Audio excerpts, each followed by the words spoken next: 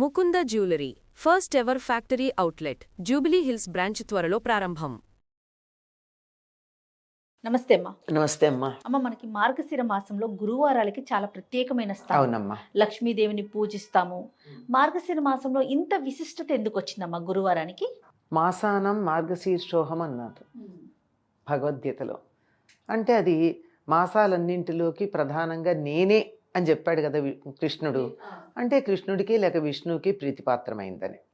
అందుకని ఆయనకి ఇష్టమైనటువంటి రోజుల్లో లక్ష్మీ వారాలకి ప్రాధాన్యం ఉంది. గురువారాన్ని లక్ష్మీవారం అంటారు చాలామంది. లక్ష్మి అని కూడా అనరమ్మ, లక్ష్మీవారం అంటారు. అవును అవును, అంతే కదా. ఊర్లలో ఇప్పటికీ కూడా చాలా మంది గురువారం అంటారు, మీరు అన్నట్లుగా లక్ష్మీవారం అంటారు. లక్ష్మీవారం ఏది వాడినా ఇది గురుగ్రహానికి సంబంధించినటువంటిది, గురువుకు సంబంధించినటువంటిది. ఒకనొక సందర్భంలో లక్ష్మీదేవి ఆయనకి సంతానంగా జన్మించిందన్న అర్థంలో కూడా దీన్ని చెప్తూ ఉంటాం.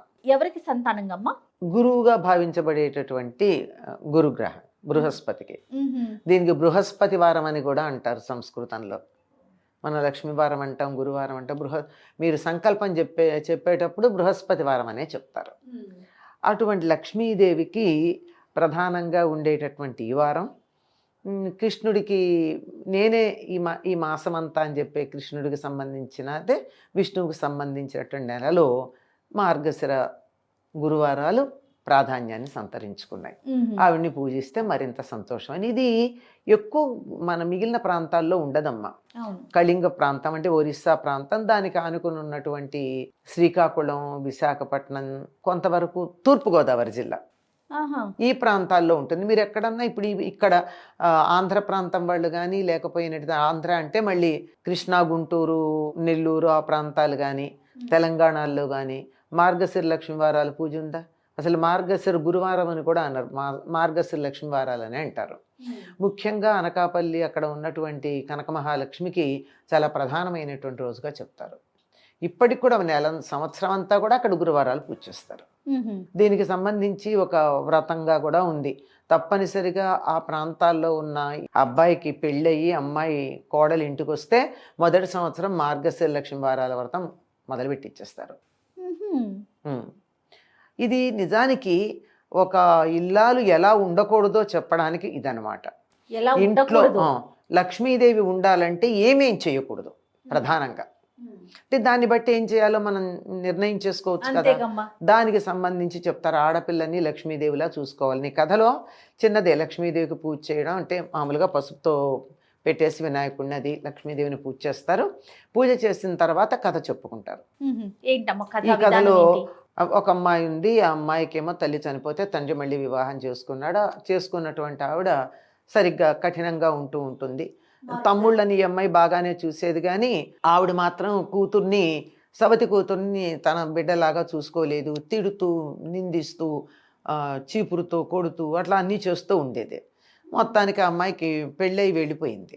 వెళ్ళిపోయిన తర్వాత వీళ్ళింట్లో దరిద్రం ఓలాడడం మొదలెట్టింది. ఆ పిల్ల వెళ్ళిపోయి చాలా దరిద్రం ఉంది. అంటే ఆ అమ్మాయి ఉన్నంతకాలం వేసి వేయకుండా ఉన్నారని కాదు, కానీ తినడానికి ఉండేది. ఇప్పుడు అస్సలు లేని పరిస్థితి. అప్పుడు పాపం తెలిసింది, తన తమ్ముళ్ళు, తల్లి, సవత్తల్లిని కూడా తల్లిలాగానే భావించుకుంది. వీళ్ళు ఇలా కష్టంగా ఉన్నారు అని చెప్పి వచ్చి మీకు ఇది పోయే మార్గం చెప్తాను, ఈ దరిద్రం పోయే మార్గం, ఈ 4 వారాలు మార్గశిర గురువారాల వ్రతం అది చెయ్యి పిన్ని, నీకు తగ్గుతుంది అని చెప్తుంది. సరే, దాంట్లో నియమాలు ఏమిటంటే గురువారం నాడు తెల్లవారేటప్పటికల్లా ఇల్లు శుభ్రం చేసుకుని తాము శుభ్రంగా ఉండి జాగ్రత్తగా ఉండాలి, అమ్మవారిని పూజ చేసుకోవాలి, సాయంకాలం భోజనం చేయాలి. ఇది లెక్క. ఉపవాసం ఉండాలి, దానికి శుచిగా ఉండాలి. కొన్ని ఆ నియమాలు, ఒక్కొక్క నియమం ఎక్కడ మనకు తెలుస్తుంది. అలా అంటే మొదటి వారం సరేలే డబ్బు వస్తుంది కదా అని చెప్పి అనుకుని వాళ్ళు అనుకుంటే, ఆ గురువారం పొద్దున్నే ఈవిడ లేచి కూర్చునేటప్పటికల్లా ఏం చేస్తుంది, తెల్లారేటప్పటికి పాత చీరలు కుట్టుకుంటూ కూర్చుంది ఈ తల్లి. ఇంకా వారం పూజకి పనికిరాదు. పొద్దున్నే పని చేస్తే తెల్లారేటప్పుడు చేయకూడదు కదా. ఇవన్నీ దరిద్రహేతువులు కదా.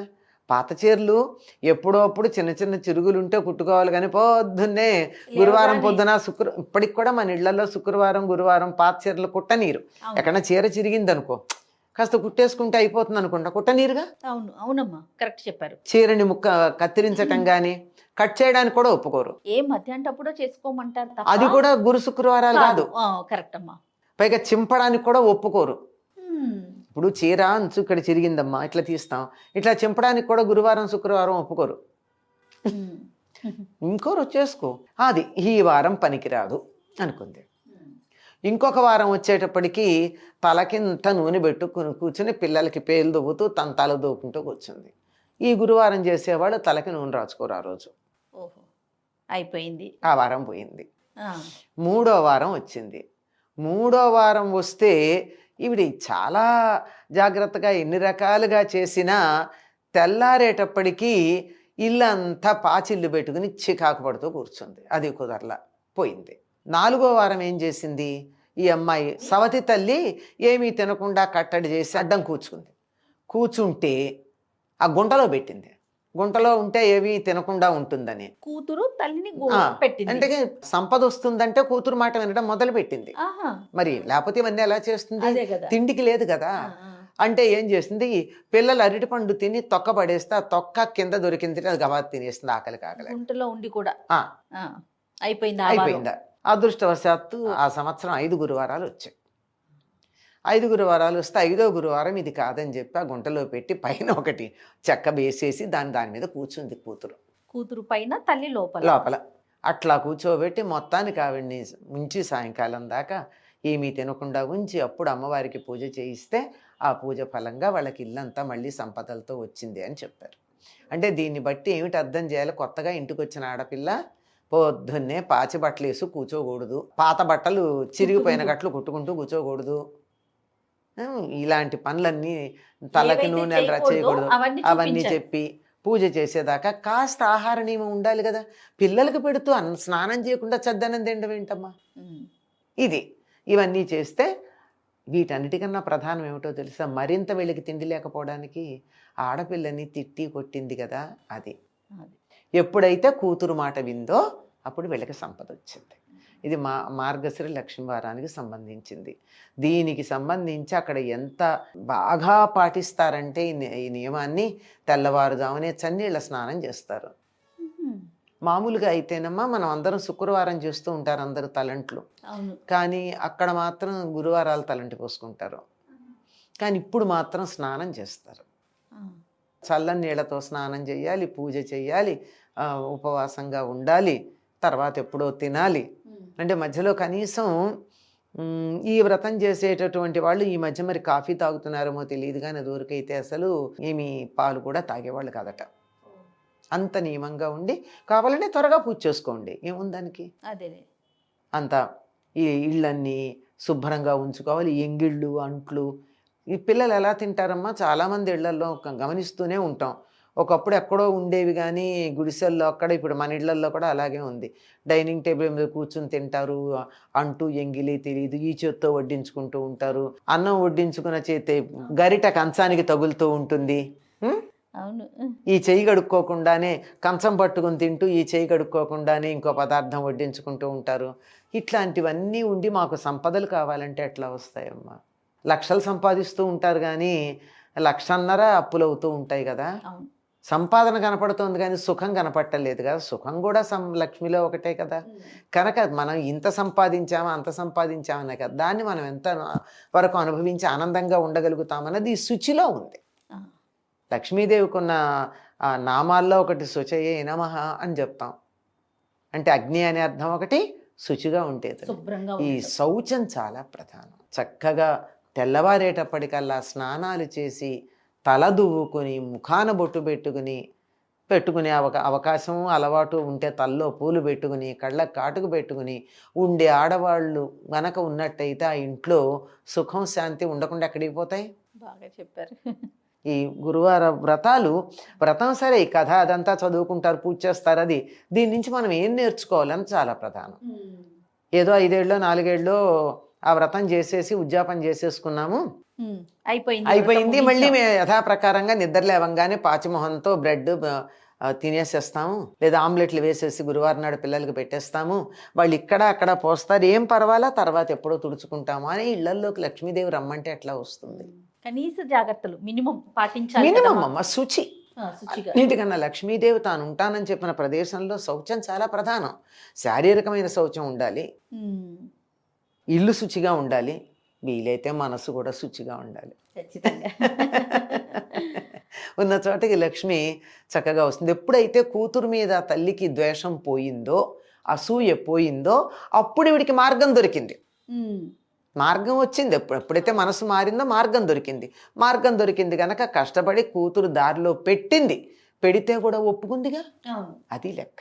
ఉమ్, ఇది ఒక వ్రతం చేశామంటే దానివల్ల మనకి ఏమిటి ప్రయోజనం అన్నది ఆలోచించుకోవాలి.